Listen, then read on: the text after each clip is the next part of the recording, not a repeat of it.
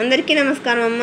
ఈరోజు మనం తెలుసుకుంటున్న అంశం ఏంటంటే తెలుగులో జ్ఞానపీఠ పురస్కారాల గురించి తెలుసుకుందాం. తెలుగులో జ్ఞానపీఠ పురస్కారాలు ముగ్గురికి ఇచ్చినారు 3 విషయాలకు. మొట్టమొదటిసారిగా విశ్వనాథ్ సత్యనారాయణ గారికి 1970 సంవత్సరంలో శ్రీమద్ రామాయణ కల్పవృక్షం అనే దానికి జ్ఞానపీఠ పురస్కారాన్ని 1970లో విశ్వనాథ్ సత్యనారాయణ గారికి ఇచ్చినారు.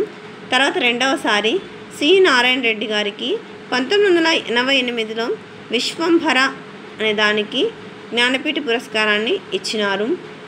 తర్వాత రావూరి భరద్వాజ గారికి 2012లో పాకుడు రాళ్ళు అనే నవలకు మనకు జ్ఞానపీఠ పురస్కారం లభించింది. మొత్తం మన తెలుగులో జ్ఞానపీఠ పురస్కారం ముగ్గురికి లభించింది.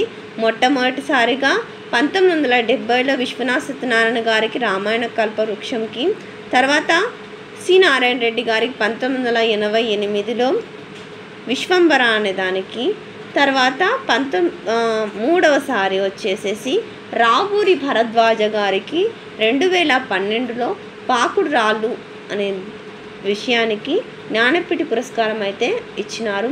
అందరికీ ధన్యవాదాలమ్మా. ఇంకా మన ఛానల్ సబ్స్క్రైబ్ చేసుకొని వాళ్ళని దయచేసి సబ్స్క్రైబ్ చేసుకొని లైక్ చేసి షేర్ చేసి మీ ఫ్రెండ్స్కు రిలేటివ్స్ అందరికీ మన ఛానల్ సబ్స్క్రైబ్ చేసుకోమని చెప్పండి.